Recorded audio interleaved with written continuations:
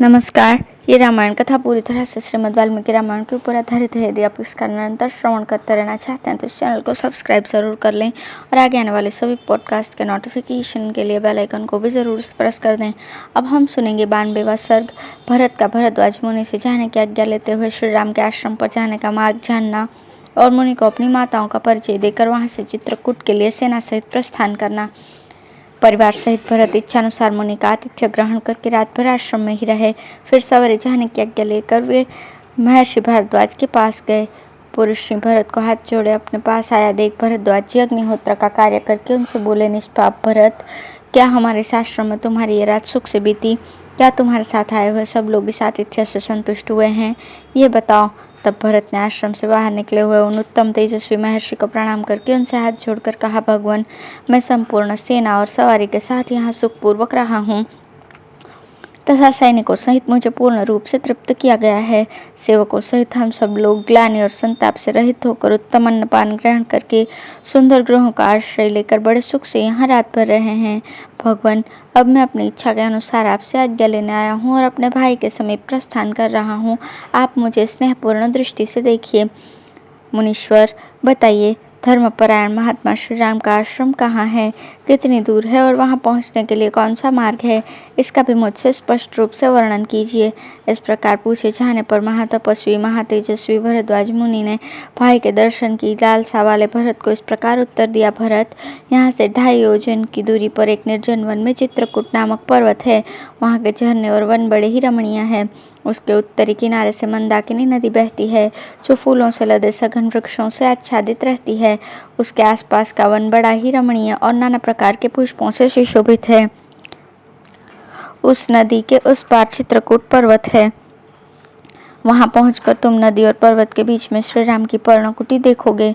वे दोनों भाई श्री राम और लक्ष्मण निश्चय ही उसी में निवास करते हैं। सेनापति, तुम यहाँ से हाथी घोड़ों से भरी हुई अपनी सेना लेकर पहले यमुना के दक्षिण किनारे से जो मार्ग आया है उससे जाओ। आगे जाकर 2 रास्ते मिलेंगे, उनमें से जो रास्ता बाएं दाबकर दक्षिण दिशा की ओर गया है उसी से सेना को ले जाना। उस मार्ग से चलकर तुम शीघ्र ही श्री रामचंद्र जी के दर्शन पाओगे। अब यहाँ से प्रस्थान करना है। ये सुनकर महाराज दशरथ की स्त्रियां, जो सवारी पर ही रहने योग्य थीं, सवारियों को छोड़कर ब्रह्मर्षि भारद्वाज को प्रणाम करने के लिए चारों ओर से घेर कर खड़ी हो गईं। उपवास के कारण अत्यंत दुर्बल एवं दीन हुई देवी कौशल्या ने, जो कांप रही थी, सुमित्रा देवी के साथ अपने दोनों हाथों से भरद्वाज मुनि के पैर पकड़ लिए। तत्पश्चात जो अपनी असफल कामना के कारण सब लोगों के लिए निंदित हो गई थी, उसके कई ने लज्जित होकर वहां मुनि के चरणों का स्पर्श किया और उन महामुनि भगवान भारद्वाज की परिक्रमा करके वो दीनचित होकर उस समय भरत के ही पास आकर खड़ी हो गई।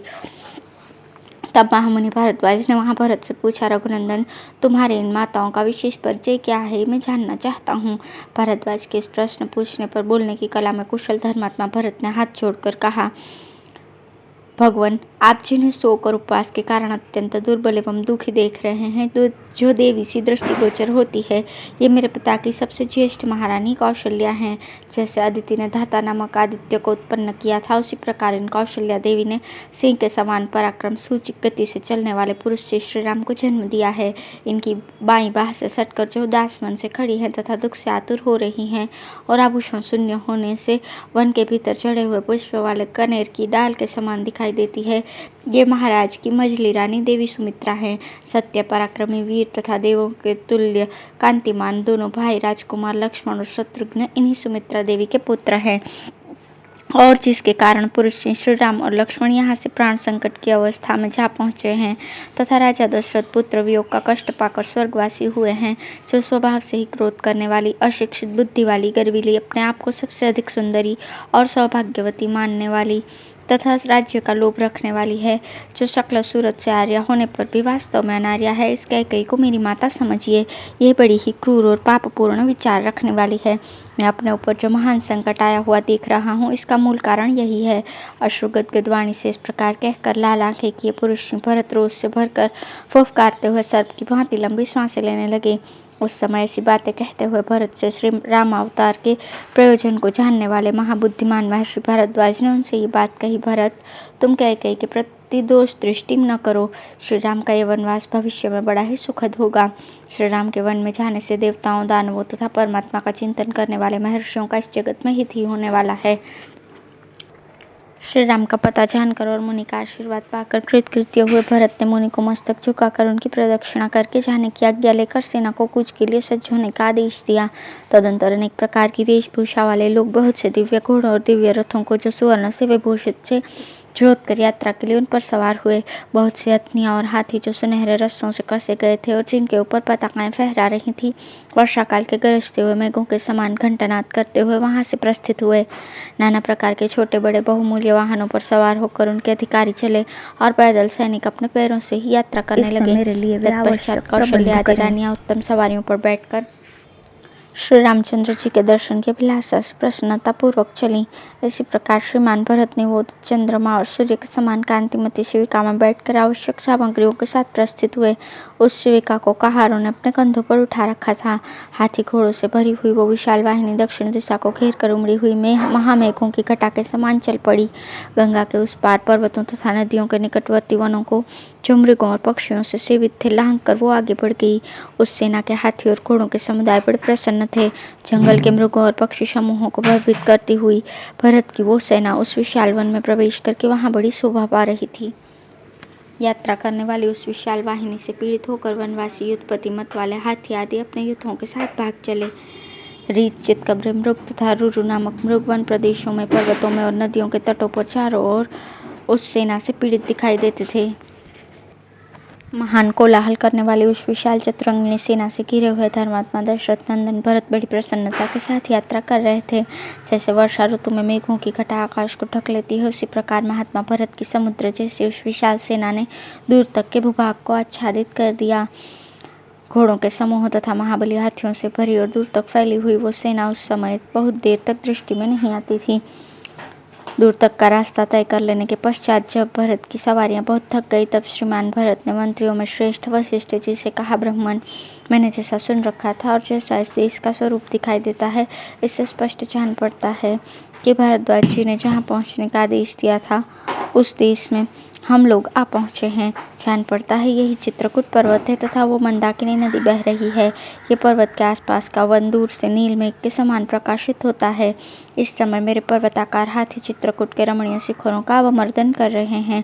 ये वृक्ष पर्वत शिखरों पर उसी प्रकार फूलों की वर्षा कर रहे हैं जैसे वर्षा काल में नील जलधर मेघ उन पर जल की वृष्टि करते हैं।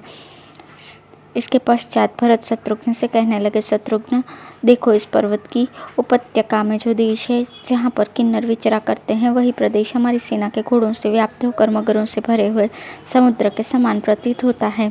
सैनिकों के खदेड़े हुए ये मृगों के झुंड तीव्र वेग से भागते हुए वैसी ही शोभा पा रहे हैं जैसे शरत काल के आकाश में हवा से उड़ाए गए बादलों के समूह सुशोभित होते हैं। ये सैनिक अथवा वृक्ष मेघ के समान कांति वाली ढालों से उपलक्षित होने वाले दक्षिण भारतीय मनुष्यों के समान अपने मस्तकों अथवा शाखाओं पर सुगंधित पुष्प गुच्छमय आभूषणों को धारण करते हैं। यह वन जो पहले जनरव शून्य होने के कारण अत्यंत भयंकर दिखाई देता था, वही इस समय हमारे साथ आए हुए लोगों से व्याप्त होने के कारण मुझे अयोध्यापुरी के समान प्रतीत होता है। घोड़ों की टापों से उड़ी हुई धूल आकाश को आच्छादित करके स्थित होती है, परंतु उसे हवा मेरा प्रिय करती हुई शीघ्र ही अन्यत्र उड़ा ले जाती है। शत्रुघ्न, देखो इस वन में घोड़ों से जुते हुए और श्रेष्ठ सारथियों द्वारा संचालित हुए ये रथ कितनी शीघ्रता से आगे बढ़ रहे हैं, जो देखने में बड़े प्रिय लगते हैं। उन मोरों को तो देखो, ये हमारे सैनिकों के भय से कितने डरे हुए हैं। इसी प्रकार अपने आवास स्थान पर्वत की ओर उड़ते हुए अन्य पक्षियों पर भी दृष्टिपात करो। यह देश मुझे बड़ा ही मनोहर प्रतीत होता है। तपस्वी जनों का यह निवास स्थान वास्तव में स्वर्गीय पथ है। इस वन में मृगियों के साथ विचरने वाले बहुत से चितकबरे मृग ऐसे दिखाई देते हैं मानो इन्हें फूलों से चित्रित सुसज्जित किया गया हो। मेरे सैनिक यथोचित रूप से आगे बढ़े और वन में सब और खोजें, जिससे उन दोनों पुरुषों श्री राम और लक्ष्मण का पता लग जाए। भरत का ये वचन सुनकर बहुत से शूरवीर पुरुषों ने हाथ में हथियार लेकर उस वन में प्रवेश किया। तदंतर आगे जाने पर उन्हें कुछ दूर पर ऊपर को धुआं उठता दिखाई दिया। उस धूम शिखा को देखकर वे लौट आए और भरत से बोले, प्रभु, जहाँ कोई मनुष्य नहीं होता वहाँ आग नहीं होती, अतः श्री राम और लक्ष्मण अवश्य यही होंगे। यदि शत्रुओं को संताप देने वाले पुरुष श्री राजकुमार श्री राम और लक्ष्मण यहाँ न हो, तो भी श्री राम जैसे तपस्वी और तेजस्वी, दूसरे कोई तपस्वी तो अवश्य ही होंगे। उनकी बातें श्रेष्ठ पुरुषों द्वारा मानने योग्य थी। उन्हें सुनकर शत्रु सेना का मर्दन करने वाले भरत ने उन समस्त सैनिकों से कहा, तुम सब लोग सावधान होकर यहीं ठहरो, यहाँ से आगे न जाना। अब मैं ही वहाँ जाऊँगा, मेरे साथ सुमंत्र और धृति भी रहेंगे। उनकी ऐसी आज्ञा पाकर समस्त सैनिक वहीं सब और फैलकर खड़े हो गए और भरत ने जहाँ धुआं उठ रहा था उस और अपनी दृष्टि स्थिर की। भरत के द्वारा वहाँ ठहराई गई वो सेना आगे की भूमिका निरीक्षण करती हुई वहाँ हर्षपूर्वक खड़ी रही, क्योंकि उस समय उसे ज्ञात हो गया था कि अब शीघ्र ही श्री रामचंद्र जी से मिलने का अवसर आने वाला है। इस प्रकार श्री वाल्मीकि निर्मित आर्ष रामायण आदि काव्य के अयोध्या कांड में 93वां सर्ग पूर्ण हुआ। धन्यवाद।